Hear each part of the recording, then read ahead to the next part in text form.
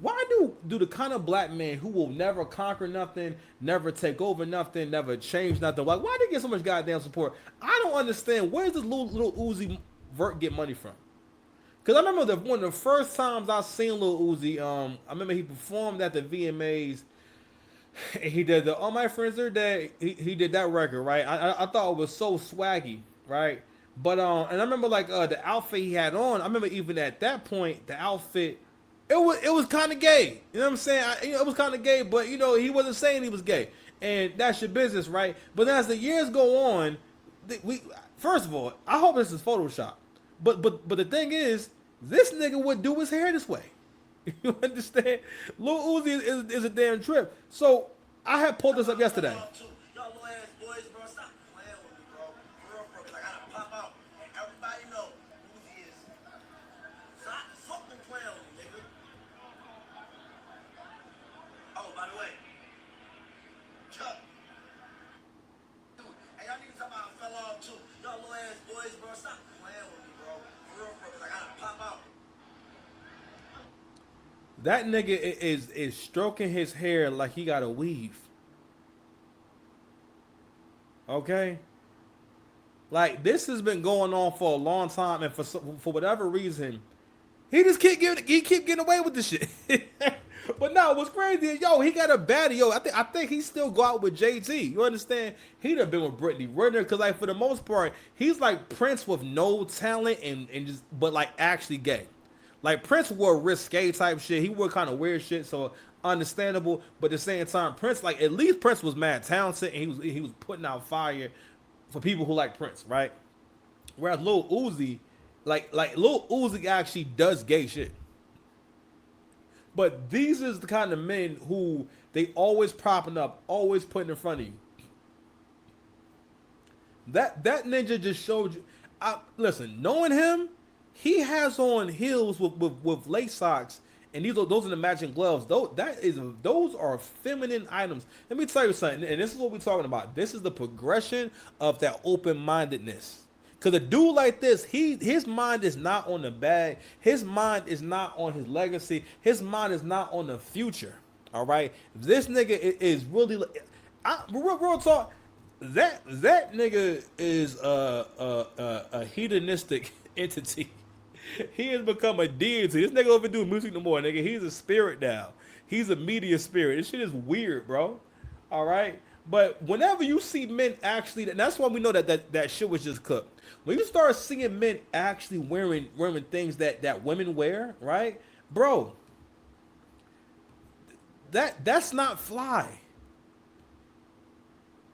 I'm not sure who we have to blame for that shit, but that's not fly. Wearing women's clothing is not fly.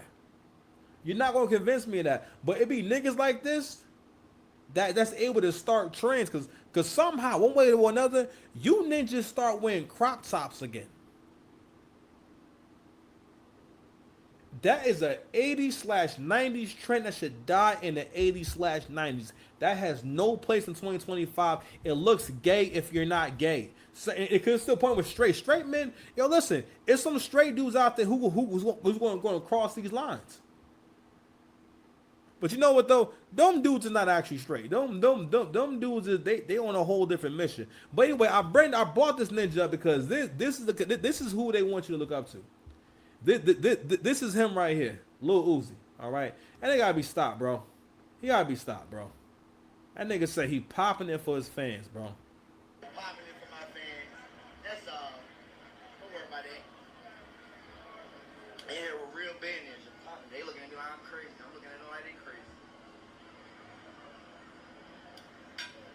Hey, you And that's another thing too is that like a lot of these dudes, a lot of entertainers in general, who's able to influence the masses and put these kind of transmissions out there, they're people who are actually kind of insane. I'm sorry, that's what I meant to say about Lil Uzi. Lil Uzi is like kind of an insane person because if he's not gay, he insane. He one or the other. Either he real gay or this nigga's insane. And listen, there are some insane dudes out there. You understand?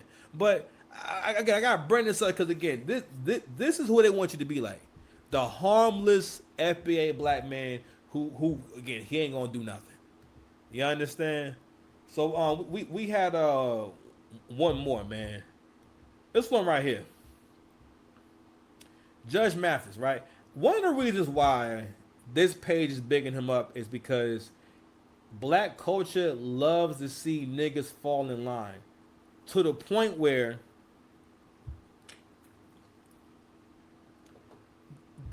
no one cares if black men do things to their detriment. So last year, Judge Mathis was in the news because his wife wanted to divorce him. And what I talked about yesterday was a lot of men, they lose because they don't know how to take a L.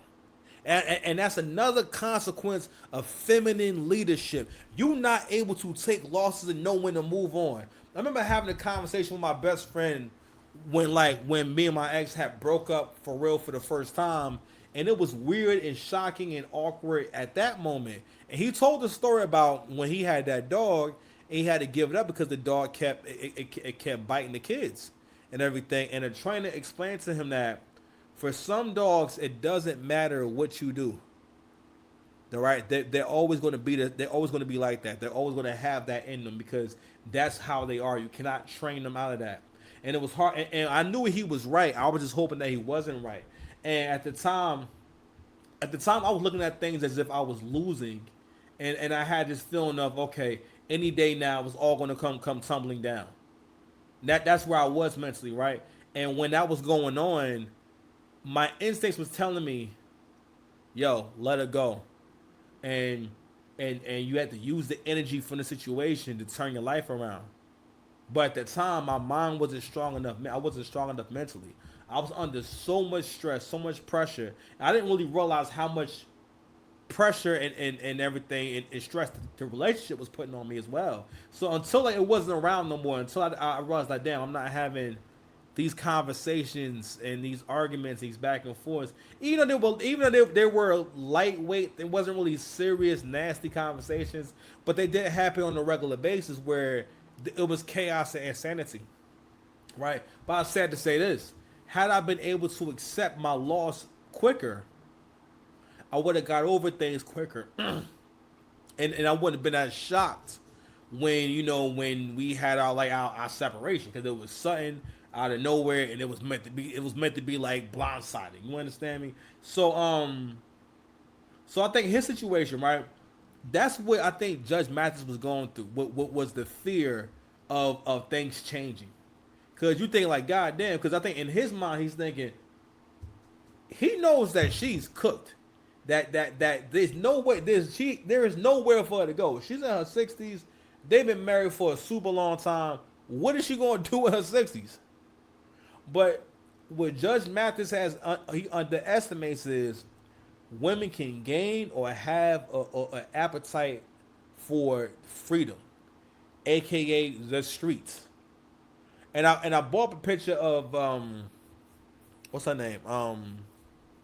Angela Bassett because they're always posting. One of the reasons why these social media outlets always post Angela Bassett is because she represents the immortality that black women want to have when it comes to relationships, meaning that no matter how many times they mess up, no matter how wrong they get it, there will always be another chance. And that's also what happened in the situation right here. Is that she tried to leave him, not for a good reason. Now, the reason was supposed to be that he wasn't home enough. It's trade-offs to everything, right? And what a lot of men think that is that it's because she wants another man, and nah, it's not even that necessarily. It's mostly, or for one, a lot of men don't realize that women like to blindside you because there's power in the element of surprise. Shout out to Mortal Kombat. That's one of those tactics that like liberal people use, where they come out of nowhere with a fact that they know that you don't know, and they blindside you. Basically, like let's say it's a boundary. The thing that comes to mind first is the pronouns, right?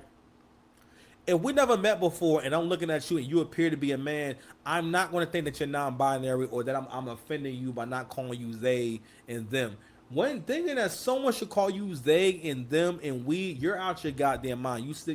No, I'm not doing it. Woof woof, I'm not doing it. But back to Judge Mathis, right? And CJ made this point about this man was free.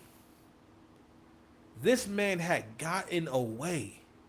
He could have said, you know what, I'm in my last years of life. I want to enjoy it. I want to grab some young hips. Shout out to CGA. I want to grab some young hips. Okay, I want to see some perky breasts on a regular basis. Okay, he gotta look at this old broad every day. Now, luckily they grew up together, so she don't look that old to him. But yo, when you're around a woman that you ain't grew up with, and she older, yo, you see the age of her face. You see the wear and tear. I'm just saying. But the biggest thing here is black people are always going to celebrate this kind of thing because it's the black man falling into his role as the slave for the community, the punching bag for the community. The I'll tolerate. It does not matter what the black woman does. I will forgive her. I will assume responsibility, and she can go on with her feeling of invincibility. Okay, so but it goes to my ultimate point of listen, when y'all think this way, when black men think this way, that means you are the kind of individual that ain't gonna dominate nothing. You're not gonna lead no household. You ain't doing none of that ish. Okay? Because realistically, in Judge Mathis's case, he should have left the ass outside. Okay? And let her go on out there. Don't sign the divorce papers. Go ahead and move out and whatnot, and let her go out there to the world and see what's really happening. This nigga out there